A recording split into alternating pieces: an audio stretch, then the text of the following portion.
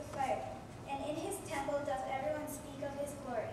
The Lord sitteth upon the flood, yea, the Lord sitteth King forever. The Lord will give strength unto his people, the